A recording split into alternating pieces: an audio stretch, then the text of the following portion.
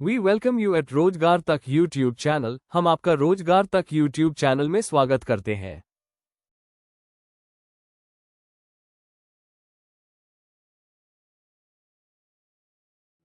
Hello friends, हम लोग Bihar police के लिए जीएस एनडीके का सेट देख रहे हैं। सेट नंबर 9 का पहला क्वेश्चन देखते हैं। पहला क्वेश्चन कह रहा है, उच्च न्यायालय के मुख्य न्यायाधीश की नियुक्ति कौन करता है? कहाँ का? उच्च न्यायालय।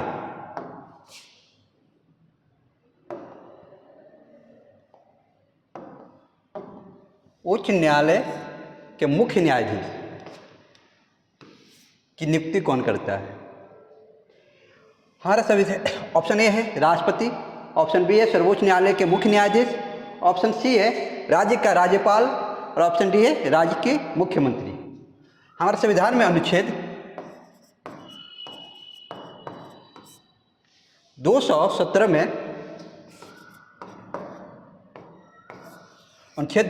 में राष्ट्रपति को यह अधिकार दिया गया है कि वह राष्ट्रपति उच्चतम न्यायालय के मुख्य न्यायाधीश की सलाह से उच्च न्यायालय और उस राज्य के राज्यपाल की मदद से उच्च न्यायालय के न्यायाधीश की नियुक्ति करता है और मुख्य न्यायाधीश की भी नियुक्ति राष्ट्रपति ही करता है।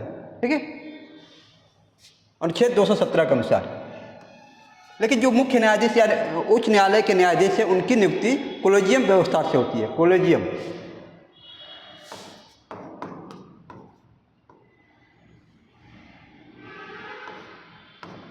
कोलेजियम व्यवस्था है, उसके थ्रू होता है। इसमें क्या है? इसमें सर्वोच्च न्यायालय के 5 न्यायाधीश, एक मुख्य न्यायाधीश,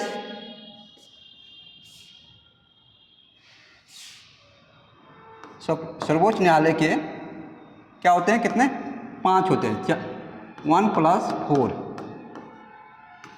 एक तो ये हो गए मुख्य न्यायाधीश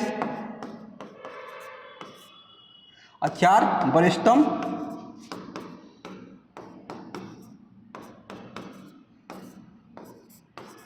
न्यायाधीश मिलकर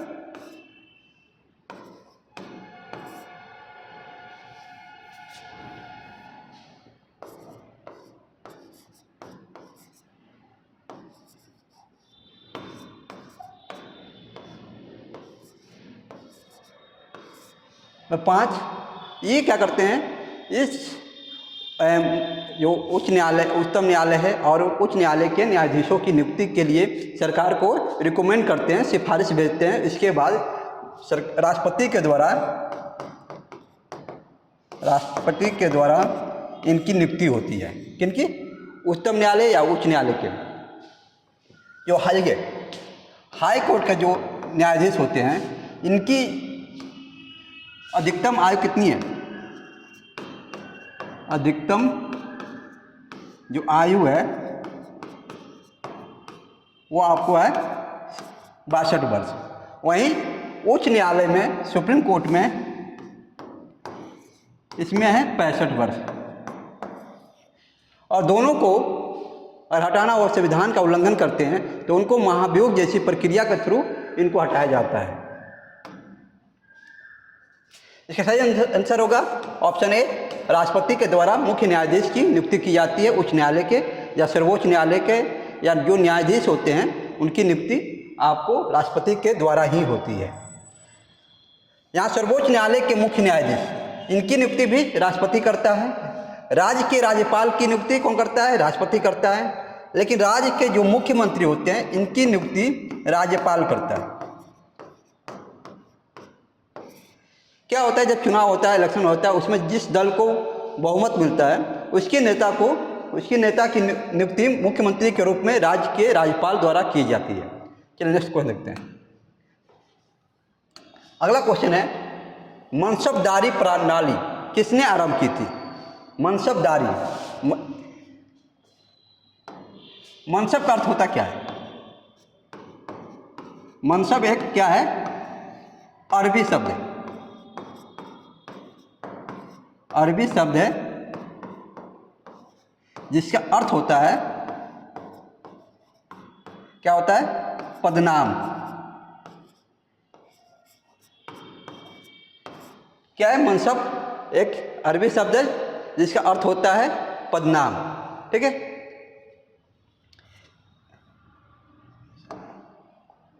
यहाँ कह रहा है ऑप्शन ए है शाहजहां, ऑप्शन बी है जहांगीर, ऑप्शन सी है बाबर, ऑप्शन डी है अकबर। यह स्टार्ट कब किया गया था? 1574 ईस्वी में किया गया था। जो मनसबदारी प्रणाली है,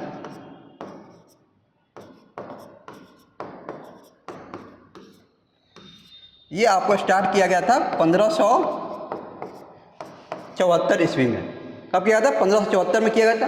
और 1574 में किसका शासन था भारत में? 1574 ईस्वी में किसका शासन था? अकबर का। अकबर का शासन था, क्योंकि अकबर 1556 ईस्वी में शासन पर बैठ गया था। ठीक है, ये जो मनसबदारी प्रणाली है, ये आपको प्रशासनिक व्यवस्था में एक महत्वपूर्ण भूमिका अदा करता था, एक पद था। इसलिए इसका सही आंसर होगा ऑप्शन डी, अकबर ने। अकबर ने एक और प्रणाली चलाई थी, भू राजस्व की जब्ती प्रणाली। भू राजस्व प्राप्ति के लिए जब्ती प्रणाली किसने चलाया था? अकबर ने। चलिए नेक्स्ट क्वेश्चन देखते हैं। अगला क्वेश्चन है, भारत बांग्लादेश भूमि सीमा समझौते के संशोधित संस्करण को दोनों देशों द्वारा भारतीय संविधान के किस संशोधन के तहत अंगीकृत किया गया? क्या पूछ रहे हैं यहाँ पर? संशोधन।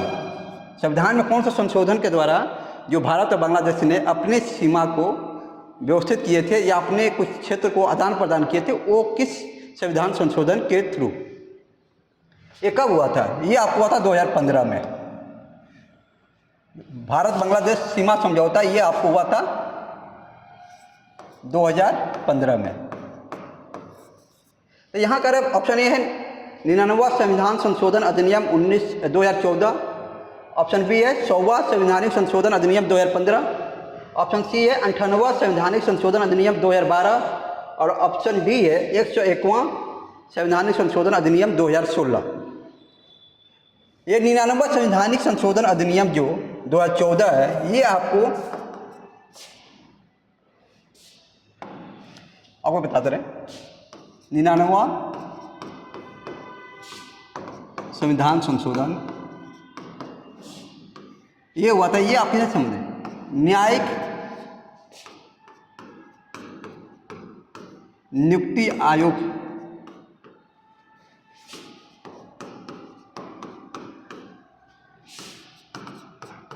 आयोग के गठन से संबंधित है।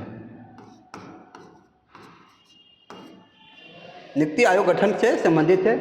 ये आपको 99वां संवैधानिक संशोधन, ये 2014 में पास हुआ था। 2014 में पास हुआ था, लेकिन 2015 में सुप्रीम कोर्ट ने इसे रद्द कर दिया। क्यों?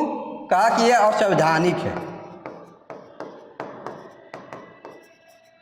असंवैधानिक क्यों है? क्योंकि यह संविधान के मूल ढांचे का उल्लंघन करता है। संविधान के मूल ढांचा क्या है?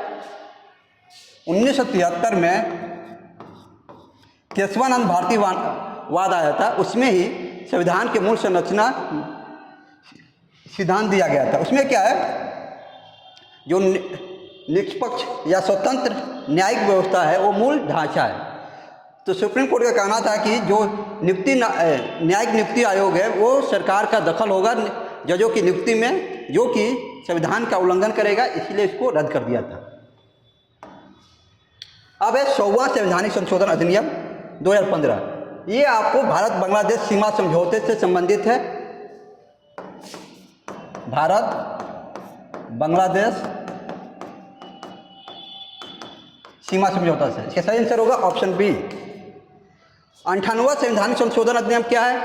ये आपको कर्नाटक में, हैदराबाद कर्नाटक क्षेत्र है, उसके विकास के लिए एक अलग से विकास बोर्ड की गठन के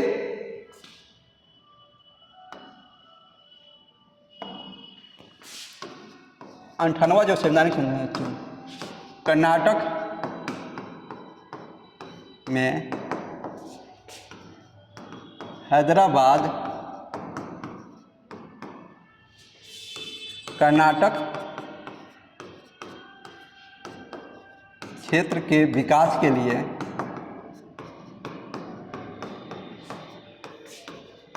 लिए विशेष बोर्ड का गठन।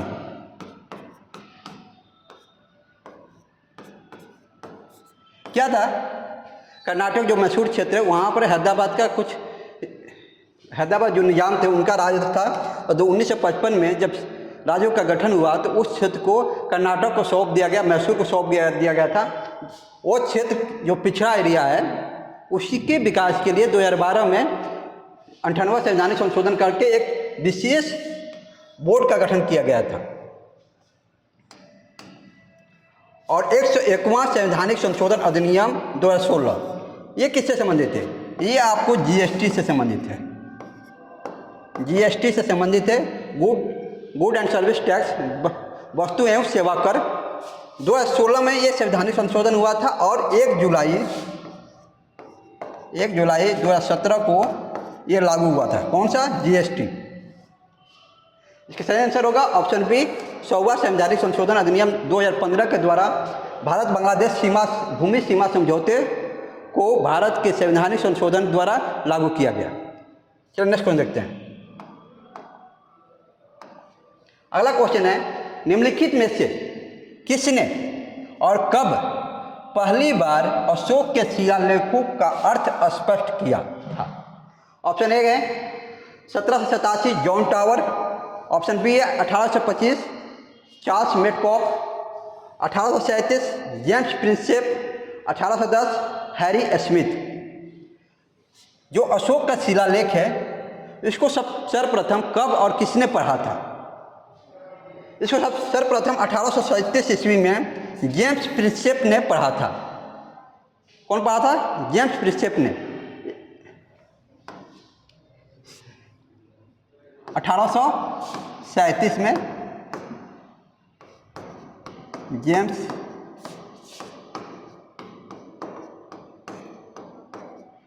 प्रिंसेप ने पढ़ा था। उन्होंने जो पढ़ा था शिलालेख, उस शिलालेख का नाम क्या था? शाह-ए-कुहना। शाह-ए-कुहना एक लघु शिलालेख था, लघु शिलालेख।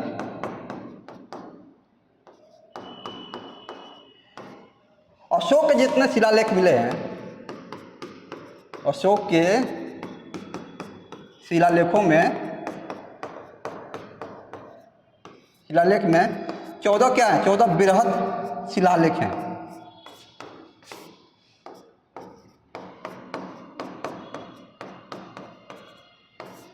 ठीक है। 1825 में चार्ल्स मेटकॉक, ये नहीं, चार्ल्स मेटकॉक क्या थे? ये गवर्नर जनरल था भारत का। ये 1834 से लेकर 1835 तक थे। ठीक है। 1835 से चार्ल्स मेटकॉक गवर्नर जनरल।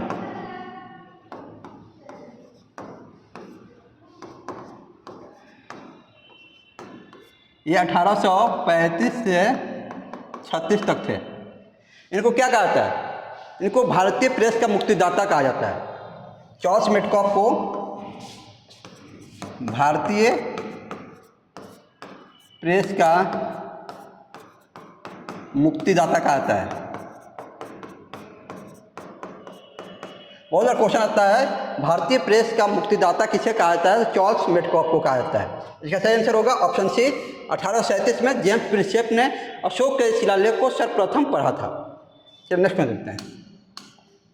अगला क्वेश्चन है, भारतीय संविधान के 73वें संशोधन के संदर्भ में निम्नलिखित में से कौन सा कथन सही है? यहाँ पूछ रहा सही है। जो 73वां संविधान संशोधन हुआ था उसके अनुसार ऑप्शन कथन ए है, इसमें पंचायतों को स्वशासन की संस्था स्वीकार किया गया। कथन 2 है, शहरी स्थानीय सरकार को स्वशासन की संस्था स्वीकार किया गया था। ठीक है। 73वां में क्या हुआ था? पंचायत को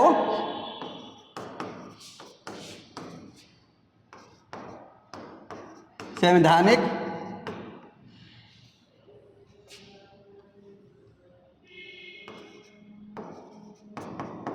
संवैधानिक दर्जा दिया गया था।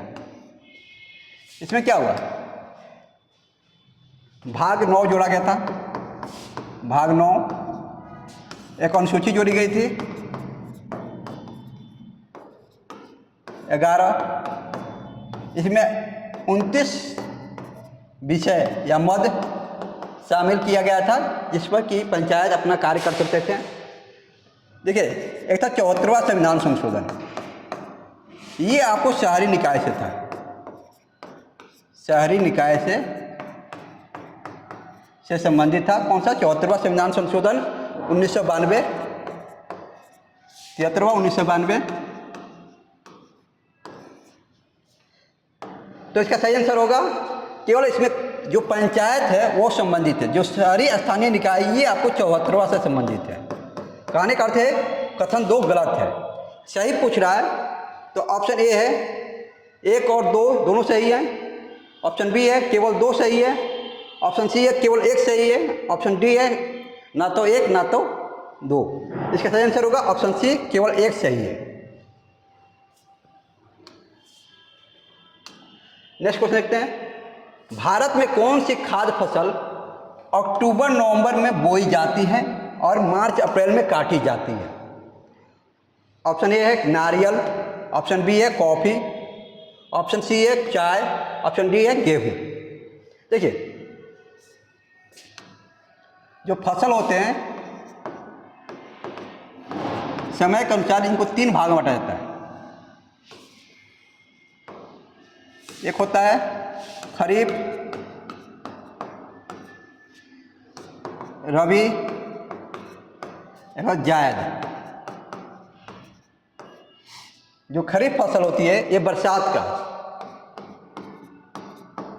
वर्षा का समय का, ये सर्दी का, ये जायद होता है, ये शुष्क। खरीफ वाले कब रोपा जाता है? ये आपको मध्य जून या जून से लेकर ये अक्टूबर तक, जून में रोपा जाता है और अक्टूबर में काटा जाता है। ये अक्टूबर में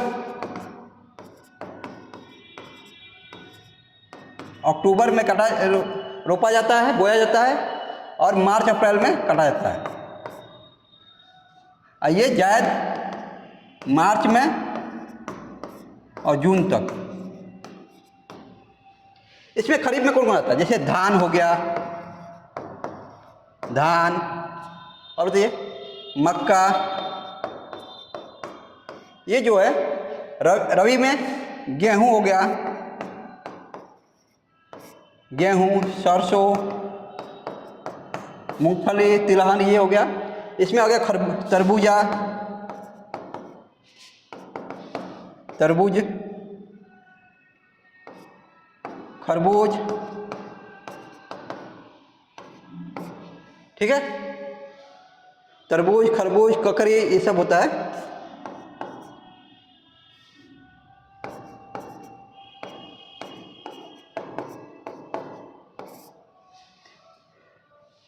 यहाँ दे रहा है जो नारियल है ये पेड़ होता है, ये एक साल में नहीं होता है, ये आपको रोपा जाता है। कॉफ़ी में क्या होता है? कॉफ़ी देखिए, कॉफ़ी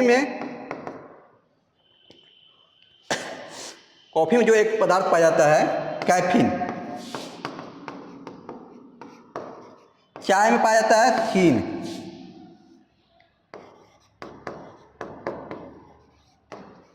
और तंबाकू में निकोटीन पदार्थ पाया जाता है। कॉफ़ी सबसे अधिक कहाँ होता है? कर्नाटक में, भारत में, और विश्व में ब्राज़ील में। चावल आपको खरीफ फसल है। गेहूं आपको अक्टूबर में रोपा जाता है, अक्टूबर नवंबर में रोपा जाता है और मार्च अप्रैल में काटा जाता है। ये है रबी फसल। इसका सही आंसर होगा ऑप्शन डी, गेहूं। चलिए नेक्स्ट को देखते हैं, किस दिन को अंतर्राष्ट्रीय अहिंसा दिवस के रूप में मनाया जाता है? ऑप्शन ए है 1 मई। 1 मई को क्या मनाया जाता है? मजदूर दिवस। ऑप्शन बी है 2 अक्टूबर, इस दिन मनाया जाता है गांधी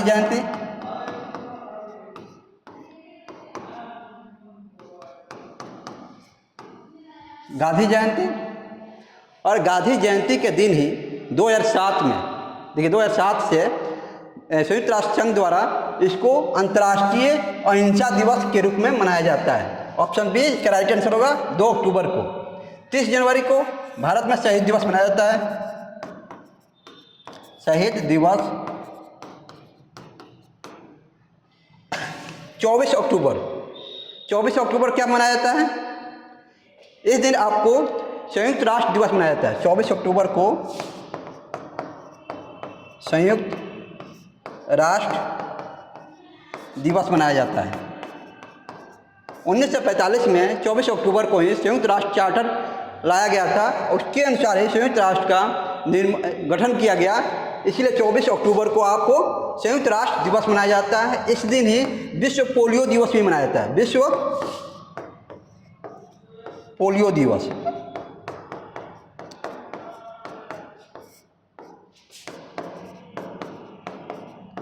दो अक्टूबर को गांधी जयंती और लाल बहादुर शास्त्री का भी जयंती मनाया जाता है। उसके अलावा अंतर्राष्ट्रीय अहिंसा दिवस 2 अक्टूबर को मनाया जाता है। 1 अक्टूबर, देखिए 1 अक्टूबर को क्या मनाया जाता है? अंतर्राष्ट्रीय वृद्धजन दिवस मनाया जाता है 1 अक्टूबर को। इसका सही आंसर है ऑप्शन बी, 2 अक्टूबर को अंतर्राष्ट्रीय अहिंसा दिवस के रूप में मनाया जाता है। चलिए नेक्स्ट क्वेश्चन देखते हैं। पटना जिले में स्थित नखास पिंड का संबंध है किससे? भारत छोड़ो आंदोलन, ऑप्शन बी है सविनय अवज्ञा आंदोलन से, ऑप्शन सी है असहयोग आंदोलन से, ऑप्शन डी है खिलाफत आंदोलन से। देखिए भारत छोड़ो आंदोलन कब हुआ था? ये आपको 1942 में हुआ था। 1942 में शुरू किया गया था, 9 अगस्त 1942 को। सविनय अवज्ञा आंदोलन ये 6 अप्रैल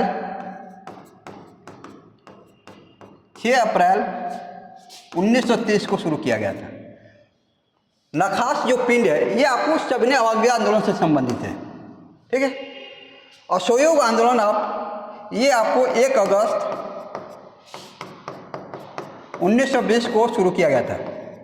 महात्मा गांधी के द्वारा शुरू किया गया था। इसमें था कि अंग्रेजों के साथ असहयोग करना था। खिलाफत आंदोलन ये आपको 1919 में शुरू किया गया था। इसको शुरू करने वाले कौन कौन थे? शौकत अली, मोहम्मद अली। इसका सही आंसर है ऑप्शन बी सविनय अवज्ञा आंदोलन। चलिए नेक्स्ट क्वेश्चन देखते हैं। अगला क्वेश्चन है भारतीय संविधान में संघीय शब्द का प्रयोग कहाँ हुआ है? किसका? संघीय शब्द का। ऑप्शन ए है भाग 3 में, ऑप्शन बी है अनुच्छेद 368, ऑप्शन सी है प्रस्तावना, ऑप्शन डी है संविधान में कहीं नहीं। भाग 3 किससे संबंधित है? ये आपको मौलिक अधिकार से संबंधित है। मौलिक अधिकार से संबंधित है। इसमें अनुच्छेद 12 से लेकर 35 तक मौलिक अधिकार दिया गया है। अनुच्छेद 368 ये संविधान संशोधन प्रक्रिया से है।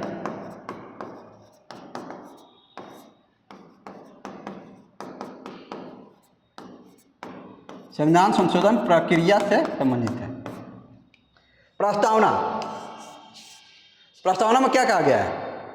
प्रस्तावना में कहा गया है भारत अर्थात इंडिया। भारत अर्थात इंडिया। कहीं भी हमारे संविधान में संघीय शब्द का प्रयोग नहीं किया गया है। क्या है? संघीय शब्द का प्रयोग नहीं किया गया। इसका सही आंसर होगा ऑप्शन डी, संविधान में कहीं भी इसका प्रयोग नहीं किया गया है।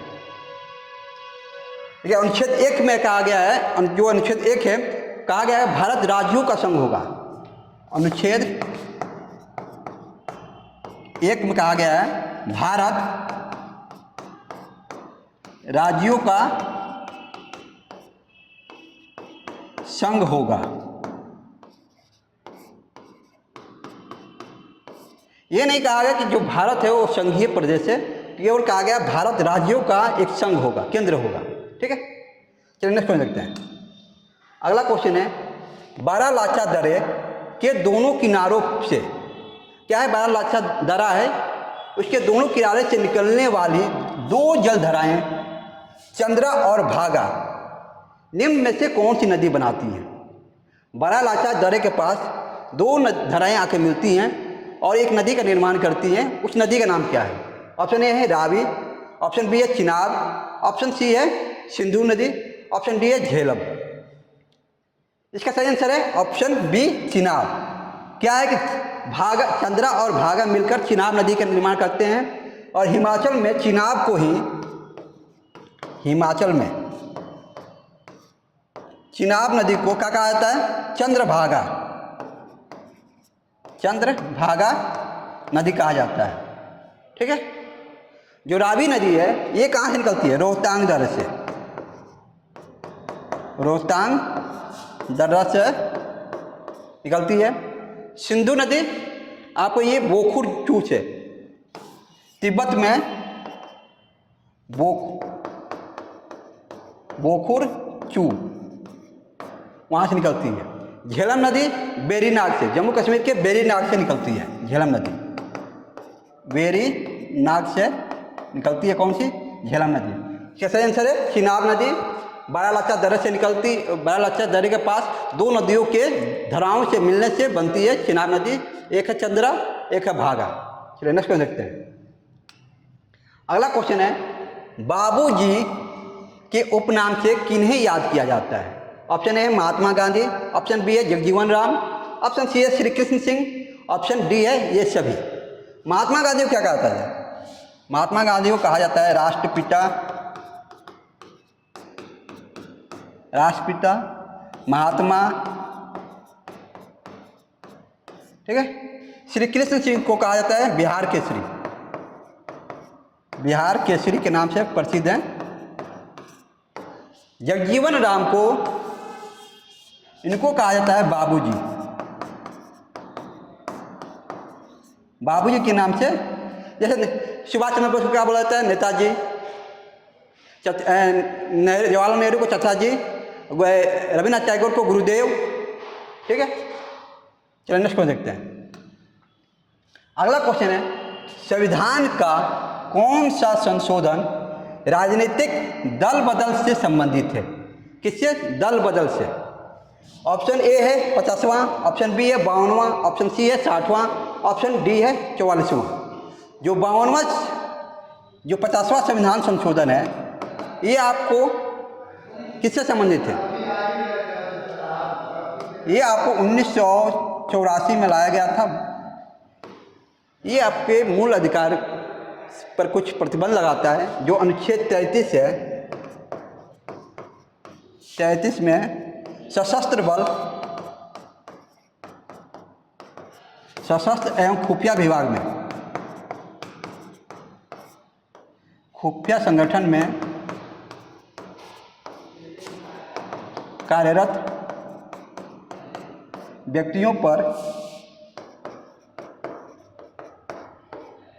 व्यक्तियों के मौलिक अधिकार पर प्रतिबंध लगाता है।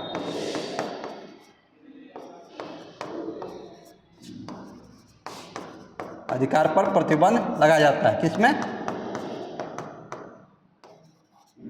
जो 50वां संविधान संशोधन 1984 लाया गया था उसके अनुसार अनुच्छेद 33 में सशस्त्र और खुफिया संगठन में कार्य करने वालों को राष्ट्रीय हित को देखते हुए उनके मौलिक अधिकारों पर प्रतिबंध लगाया गया है। 52वां संविधान संशोधन अधिनियम, जो 52वां संविधान संशोधन अधिनियम है ये आपको 1985 में लाया गया था। 52वां ये 1985 में लाया गया था। ये आपको किससे संबंधित है? दल बदल कानून से।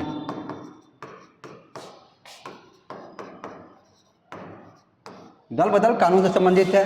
इसमें ही एक नई अनुसूची लाई गई थी। कौन सी? 10वीं अनुसूची। 92वें संविधान संशोधन में ही 10वीं अनुसूची शामिल किया गया था।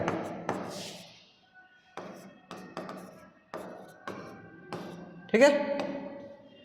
अब 60वां इसका सही आंसर होगा ऑप्शन बी, 52वां संविधान संशोधन के द्वारा। अब 60वां संविधान संशोधन ये आपको कब लाया गया था? 1986 में। ये आपको किससे संबंधित? कर से संबंधित था। कर 1986 में लाया गया था। ये आपको कर से संबंधित है।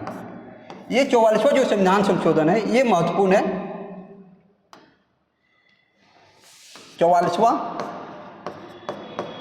ये कब लाया गया था? 1978 में लाया गया था। इस समय क्या हुआ था? आपातकाल के बाद ये संवैधानिक संशोधन लाया गया था। इसमें क्या किया गया? जो मौलिक संपत्ति का अधिकार था, मौलिक अधिकार था, उसको हटाकर आपको विधिक अधिकार बना दिया गया था या कानूनी अधिकार बनाया गया था।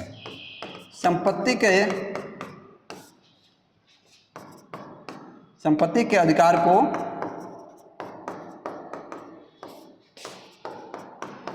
मौलिक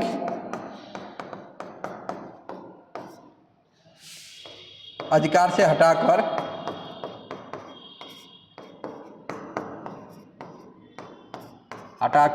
कानूनी अधिकार बना दिया गया। कानूनी अधिकार बना दिया गया था। ठीक है। इसके अलावा इसमें क्या किया गया था? इसमें जो आपातकाल के दौरान मौलिक अधिकारों की सुरक्षा का प्रावधान किया गया था। इसमें क्या कहा गया?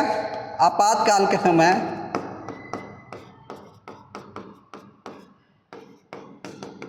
समय मौलिक अधिकारों, जो मौलिक अधिकार सस्पेंड कर दिए जाते थे, मौलिक अधिकारों के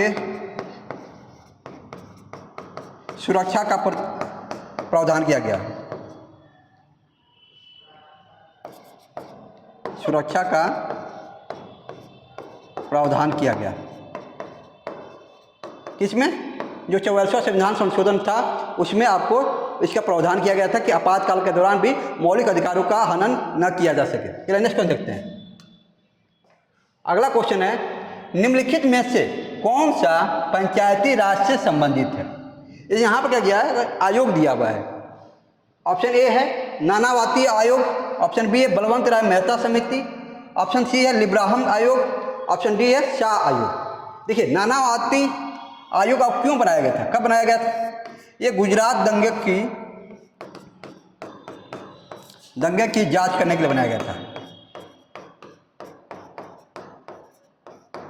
लिब्राहम आयोग ये आपको बाबरी मस्जिद से संबंधित है। बाबरी मस्जिद से संबंधित है। शाह आयोग ये आपको आया था आपातकाल के समय जो ज्यादती हुई थी,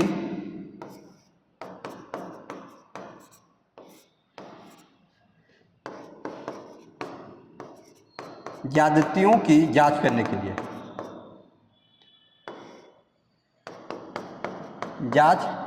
लिए, ये लाएगा।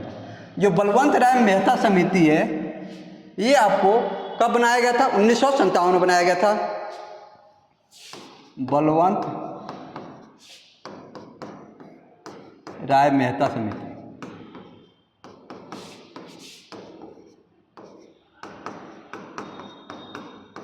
इसका गठन किया गया था 1957 में किया गया था। किस लिए किया गया था? पंचायती राज से, पंचायती राज के गठन के लिए किया गया था। इन्होंने जो सिफारिश दी थी बलवंत राय मेहता ने, ये त्रिस्तरीय पंचायत की सिफारिश किया था। त्रिस्तरीय पंचायत के गठन की बात कही थी। ठीक है। एक था अशोक मेहता समिति। अशोक मेहता समिति यह भी आपको पंचायती राज से संबंधित है। अशोक मेहता समिति।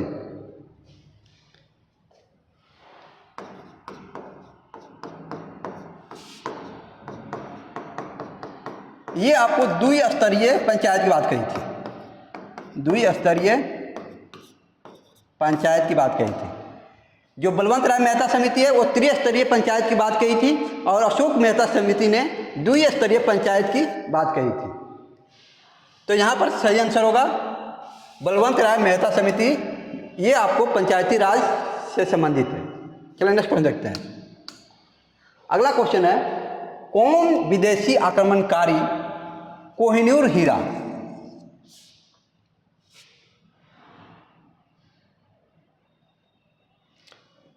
हीरा और मयूर सिंहासन को लूटकर अपने साथ स्वदेश ले गया ऑप्शन ए है अहमद शाह अब्दाली, ऑप्शन बी है नादिर शाह, ऑप्शन सी है महमूद गजनी और ऑप्शन डी है महमूद गौरी। आप लोग बताइए, अहमद शाह अब्दाली के समय क्या होता है? पानीपत की तृतीय लड़ाई हुई थी, किसके बीच में? मराठों और अहमद शाह अब्दाली के बीच में हुई थी। कब हुआ था? क्या हुआ था? पानीपत की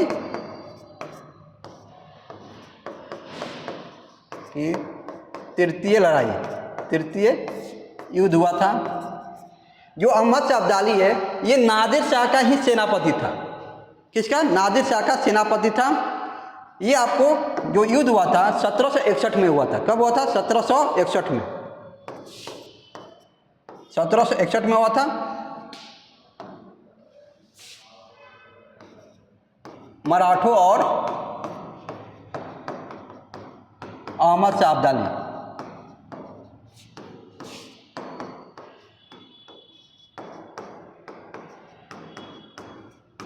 सत्रह सौ 61 में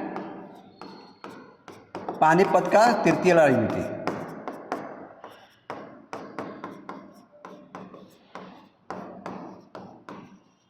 ठीक है। और इसके अगर ये नादिर शाह का कौन था? अहमद शाह अब्दाली, ये नादिर शाह का सेनापति था। सेनापति किसका था? नादिर शाह का। नादिर शाह कौन था? ईरान का सम्राट था। उसने ही, नादिर शाह ने ही दिल्ली पर आक्रमण किया था और यहाँ से कोहिनूर हीरा और मयूर सिंहासन को लूट कर ले गया था। इसके अलावा है महमूद, कौन सा? महमूद गजनी।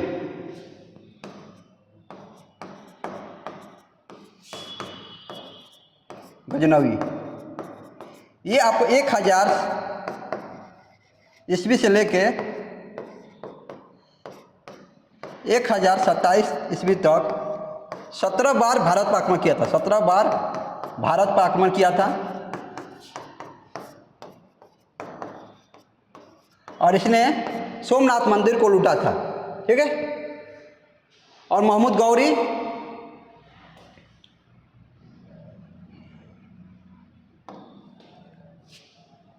महमूद गौरी ये कब आया था? महमूद गौरी ये 1191 में तराइन का प्रथम युद्ध हुआ था। किसके बीच में? पृथ्वीराज और महमूद गौरी के बीच में, जिसमें कि जो तराइन का जो प्रथम युद्ध हुआ था,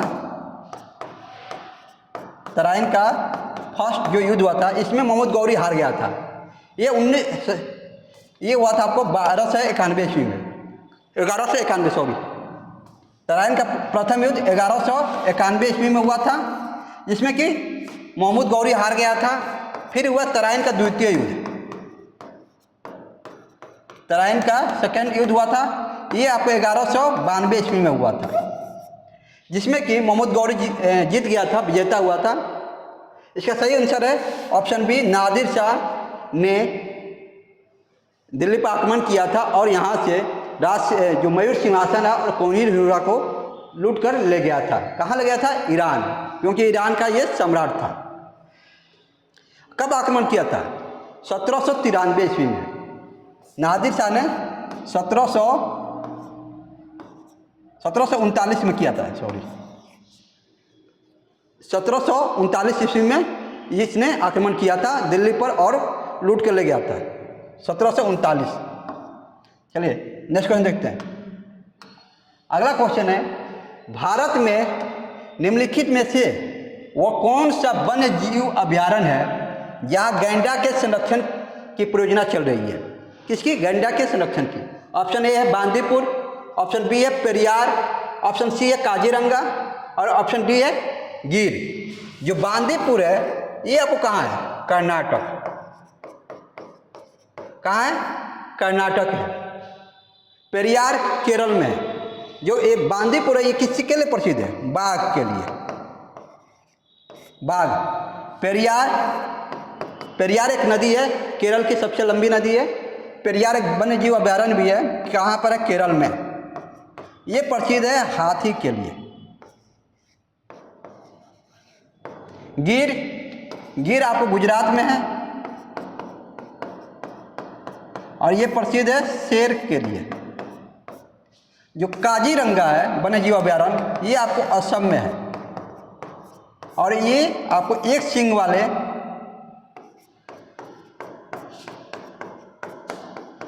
वाले गैंडा के लिए प्रसिद्ध है। इसका सही आंसर है ऑप्शन सी, काजीरंगा में गैंडा के संरक्षण के लिए परियोजना चल रही है। ठीक है, चलिए अगला क्वेश्चन देखते हैं। अगला क्वेश्चन है, किसी संस्था की लाभप्रदता निर्भर करती है? ऑप्शन ए है संसाधित न्यास की गुणवत्ता पर, ऑप्शन बी है संसाधित न्यास की मात्रा पर, ऑप्शन सी है न्यास की संसाधन की गति पर। क्या पूछ रहा है? लाभप्रद, जो लाभप्रदता है सबसे अधिक लाभ किसमें होगा वो पूछ रहा है। न्यास क्या है? ये ट्रस्टीशिप है। न्यास का अर्थ ट्रस्टीशिप।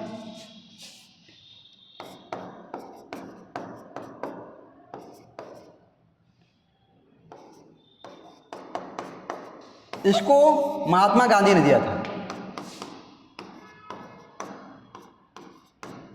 महात्मा गांधी की सामाजिक और आर्थिक दर्शन है।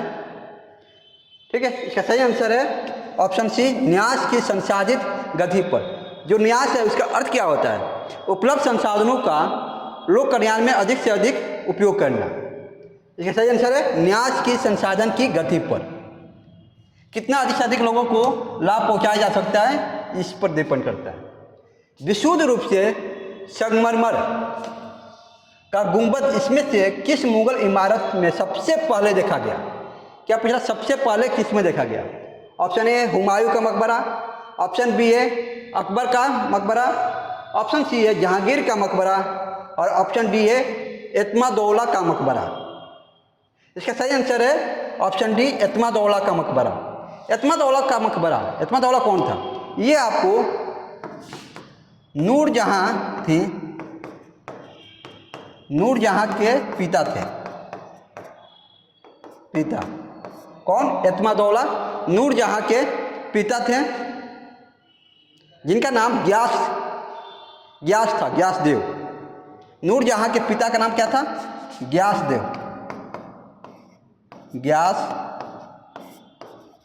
देव था, जिन्हें एतमादौला की उपाधि दी गई थी। एतमादौला की उपाधि दी गई थी। इनके मकबरे में सर्वप्रथम आपको संगमरमर का गुंबद देखा गया था। इसका सही आंसर है ऑप्शन डी। चलिए नेक्स्ट में देखते हैं। अगला क्वेश्चन है, हिमनद का पिघलना सागर का जल स्तर बढ़ने से जुड़ी हुई है। देखिए, जब हिम पिघलेगा उससे बहकर नदियों से द्वारा जो पानी जाता है वो सागर में जाएगा और स्तर बढ़ेगा। एक सामान्य घटना है। ठीक है, हिमनद से जुड़ी यह घटना अधिकतर पाए जाते हैं। ऑप्शन ए है ग्रीनलैंड में, ऑप्शन बी है दक्षिणी ध्रुव में, ऑप्शन सी है हिमालय में, ऑप्शन डी है उत्तरी ध्रुव में। देखिए, हिमनद ये चारों ऑप्शन में मिलते हैं। ग्रीनलैंड में भी है, दक्षिणी ध्रुव में भी आपको बर्फ का टुकड़ा मिलेगा, हिमालय में तो आपको सियाचिन है, सियाचिन ग्लेशियर। सियाचिन जो ग्लेशियर है या सियाचिन जो हिमनद है, ये विश्व का सबसे ऊंचा हिमनद है। उत्तरी ध्रुव क्या है कि जो सबसे अधिक आपको हिमनद आपको उत्तरी ध्रुव में पाया जाता है। उत्तरी ध्रुव में सबसे अधिक आपको हिमनद पाया जाता है। इसका सही आंसर होगा ऑप्शन डी, उत्तरी ध्रुव में। जो हिमालय पे है ये आंतरिक हिमनद है। दक्षिणी ध्रुव में भी है, ग्रीनलैंड में भी है, लेकिन अधिकतर जो है आपको उत्तरी ध्रुव में मिलेगा। चलिए नेक्स्ट क्वेश्चन देखते हैं। अगला क्वेश्चन है, सांची का स्तूप किस शासक ने बनवाया था?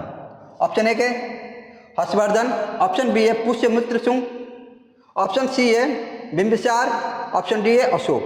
जो सांची का स्तूप है इसका निर्माण अशोक ने कराया था, जो कि आपको मध्य प्रदेश में है। अशोक क्या हुआ था, कलिंग के युद्ध के बाद बौद्ध धर्म को अपना लिया था और बौद्ध धर्म को प्रश्रय दिया था।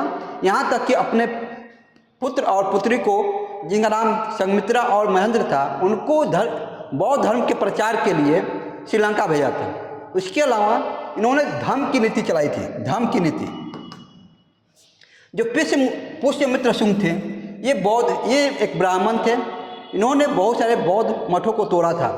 ये तो होगा ही नहीं। इसका सही आंसर है ऑप्शन डी, बिंबिसार हर्यक वंश का राजा था। चलो नेक्स्ट क्वेश्चन देखते हैं। अगला क्वेश्चन है डॉल्फिन रिसर्च सेंटर, जो डॉल्फिन मछली है उसके रिसर्च के लिए रिसर्च सेंटर कहाँ बनाई गई है, कहाँ स्थापना की गई है? बिहार में किया गया है। Option A Bhagalpur, option B है नालंदा, ऑप्शन सी है बक्सर, ऑप्शन डी है पटना। इसका सही आंसर है ऑप्शन डी, पटना में डॉल्फिन रिसर्च सेंटर की स्थापना की गई है। एक डॉल्फिन दिवस भी मनाया जाता है, वो मनाया जाता है 5 अक्टूबर को। चलो नेक्स्ट कर सकते हैं। नागार्जुन सागर बांध किस नदी पर बनाया गया है? ऑप्शन ए है कावेरी, ऑप्शन बी है कृष्णा, ऑप्शन सी है गोदावरी, ऑप्शन डी है सिंधु नदी।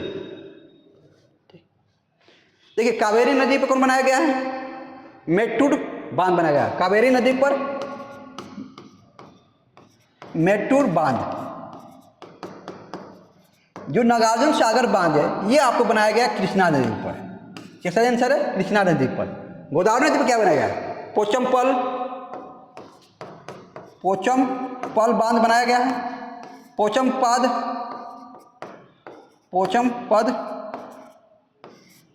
इसके अलावा महाराष्ट्र में बनाया गया जायकवाड़ी बांध। सिंधु नदी आपको कहाँ निकलती है? तिब्बत के बोखुरचू से निकलती है। इसका सही आंसर है ऑप्शन बी, कृष्णा नदी पर आपको नागार्जुन सागर बांध देखा जाता है। चलो नेक्स्ट देखते हैं। भारतीय संविधान के अनुसार निम्न में से कौन सा मूल अधिकार नहीं है? यहाँ कह रहा है मूल अधिकार नहीं है, फंडामेंटल राइट नहीं है। ऑप्शन ए है शिक्षा का अधिकार, एजुकेशन ऑफ राइट, सूचना के अनुसार RTI, राइट ऑफ इंफॉर्मेशन, भाषण का अधिकार, ऑप्शन डी है जीवन का अधिकार। एक शिक्षा का अधिकार आपको अनुच्छेद 21A में दिया हुआ है, भाषण का अधिकार अनुच्छेद 19 में, जीवन का अधिकार अनुच्छेद 21। जो सूचना का अधिकार है ये कानूनी अधिकार है, ये मौलिक अधिकार नहीं है। इसका सही आंसर है ऑप्शन बी, सूचना का अधिकार मौलिक अधिकार नहीं है, एक कानूनी अधिकार है। चलिए नेक्स्ट क्वेश्चन देखते हैं। भारतीय संविधान का अभिरक्षक कौन है? भारतीय संविधान का रक्षा सर्वोच्च कौन है? सर्वोच्च कौन करता है? पहला ऑप्शन है भारत का राष्ट्रपति, ऑप्शन बी है भारत का मुख्य न्यायाधीश, ऑप्शन सी है भारत का प्रधानमंत्री, ऑप्शन डी है राज्यसभा का अध्यक्ष। जो राज्यसभा का अध्यक्ष होता है ये होते हैं उपराष्ट्रपति। मतलब राज्यसभा का सभापति या अध्यक्ष आपको उपराष्ट्रपति होते हैं। प्रधानमंत्री ये कार्यपालिका के हेड होते हैं। भारत के राष्ट्रपति ये भारत का सर्वोच्च नेता होते हैं, भारत का सर्वप्रमुख प्रथम नागरिक होते हैं। भारत का मुख्य न्यायाधीश, संविधान का अभिरक्षक किसको बुलाता है? सर्वोच्च न्यायालय को। सर्वोच्च न्यायालय आपको भारतीय संविधान का अभिरक्षक होता है, इसलिए भारत का जो मुख्य न्यायाधीश होते हैं ये आपको जो भारतीय संविधान है उसका अभिरक्षक कहा जाएगा। चलो नेक्स्ट क्वेश्चन देखते हैं। अगला क्वेश्चन है ग्रीन पार्क स्टेडियम है कहाँ पर है? ऑप्शन ए बेंगलुरु में, ऑप्शन बी है देहरादून, ऑप्शन सी है चंडीगढ़ में, ऑप्शन डी है ग्रीन पार्क कानपुर में। बेंगलुरु में क्या है? चिन्ना स्वामी स्टेडियम, चिन्ना स्वामी क्रिकेट स्टेडियम है। कहाँ पर? चिन्ना स्वामी क्रिकेट स्टेडियम। चंडीगढ़ में कौन सा है? चंडीगढ़ में एक है, कौन सा है भूल रहा हूँ, महाराजा यदविंद्र ग्रीन पार्क। ये देहरादून में आपको है राजीव गांधी अंतर्राष्ट्रीय, राजीव गांधी अंतर्राष्ट्रीय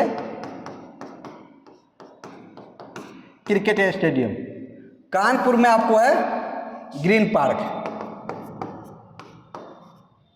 ग्रीन पार्क। वैसे ये अहमदाबाद है, वहाँ पर नरेंद्र मोदी क्रिकेट स्टेडियम, जो लखनऊ में है, अटल बिहारी वाजपेयी क्रिकेट स्टेडियम, ठीक है। अहमदाबाद में यहाँ पर है नरेंद्र मोदी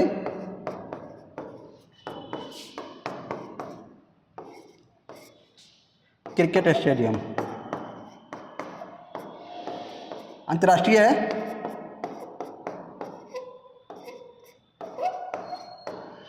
लखनऊ में है आपको अटल बिहारी वाजपेयी क्रिकेट स्टेडियम। चलो नेक्स्ट में देखते, इसका सही आंसर होगा ऑप्शन डी। जो ग्रीन पार्क है ये आपको कानपुर में है। चलो नेक्स्ट क्वेश्चन देखते हैं। अगला क्वेश्चन कह रहा है रॉलेट एक्ट 1919 किसके काल में लागू किया गया था? ऑप्शन ए है लॉर्ड चेम्सफोर्ड, ऑप्शन बी है लॉर्ड विलियम, ऑप्शन सी है लॉर्ड मिंटो, ऑप्शन डी है लॉर्ड बेंटिक। देखिए कोई इस तरह अलग नाम नहीं था, ऑप्शन बी और ऑप्शन डी है, ये नाम था लॉर्ड विलियम बेंटिक।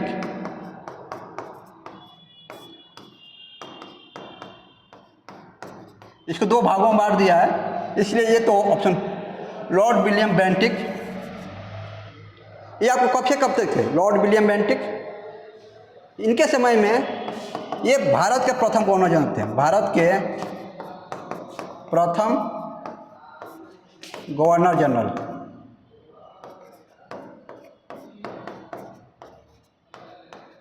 इनके समय में 1829 में सती प्रथा पर जो सती प्रथा चल रहा था उस पर प्रतिबंध लगाया गया था। 1829 में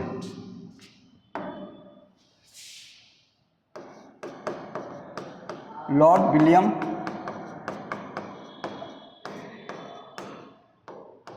बेंटिक, लॉर्ड विलियम बेंटिक ये भारत के प्रथम गवर्नर जनरल था। ये पहले क्या थे, बंगाल के गवर्नर जनरल थे। बाद में इनको 1833 का चार्टर्ड एक्ट आया था, उसके अनुसार इनको भारत का प्रथम गवर्नर जनरल बनाया गया था 1835 में। 1828 से ये 1836 तक थे। क्या हुआ था, ये भारत के प्रथम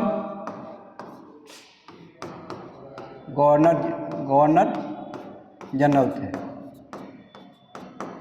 1829 में सती प्रथा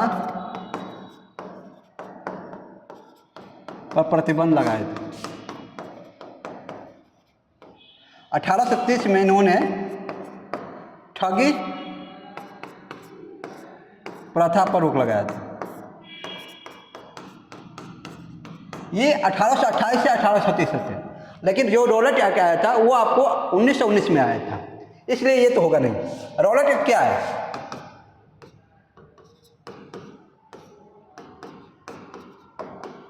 ये था बिना मुकदमा का, बिना सुनवाई का किसी को भी कितने दिन के लिए भी जेल में रखा जा सकता था। इसको कहा था बिना सुनवाई, बिना मुकदमा,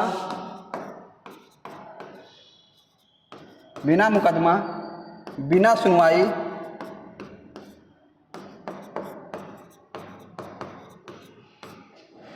को गिरफ्तार करे कितने दिन के लिए भी जेल में रखा जाता है। इसे काला कानून बुलाया था, काला कानून।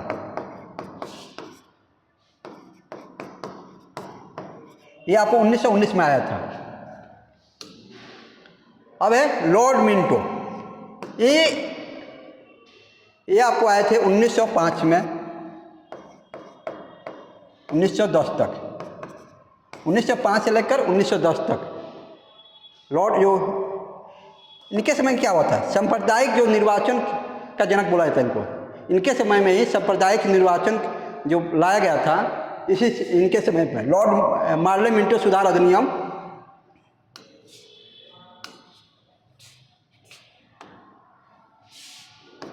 मिंटो, इनके समय में क्या हुआ था, ये 1905 से 1910 तक थे भारत के वायसराय। इनके समय में मार्ले मिंटो सुधार अधिनियम,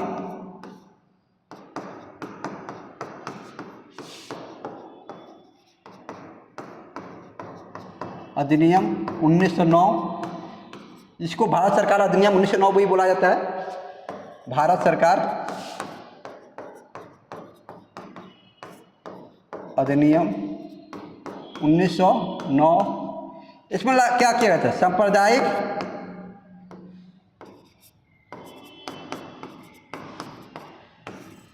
निर्वाचन, सांप्रदायिक पृथक निर्वाचन,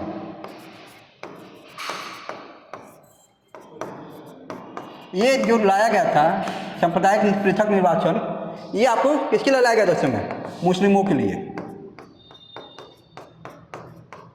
की व्यवस्था की गई थी। इनके समय में ये होता, ये 1905 से 1910 तक, ये भी नहीं होंगे। ठीक है। अब बच्चे लॉर्ड चेम्सफोर्ड, सही आंसर इसका है लॉर्ड चेम्सफोर्ड। 1919 में ये भारत के क्या थे? वायसराय थे। चेम्सफोर्ड, जो चेम्सफोर्ड थे ये आप कब से कब थे? 1916 से लेकर 1921 तक। 1916 से 1921 तक ये भारत के वायसराय थे। इनके समय में क्या हुआ था? 1919 का भारत सरकार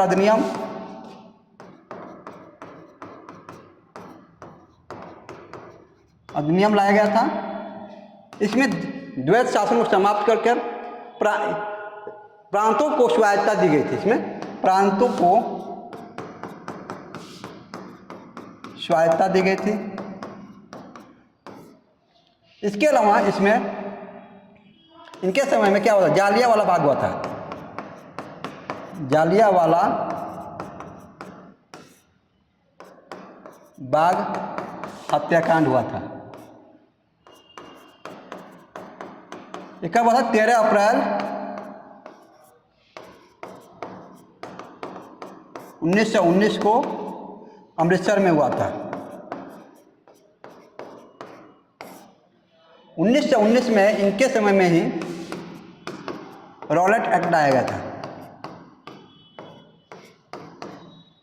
जिसे काला कानून कहा गया था। इसका सही आंसर है ऑप्शन ए, लॉर्ड चेम्सफोर्ड के समय लाया गया था। ये आज के इस सेट के क्वेश्चन थे।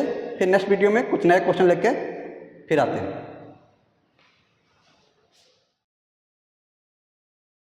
Thank you for watching video. इस वीडियो को लाइक कीजिए, कमेंट कीजिए, शेयर कीजिए और चैनल को सब्सक्राइब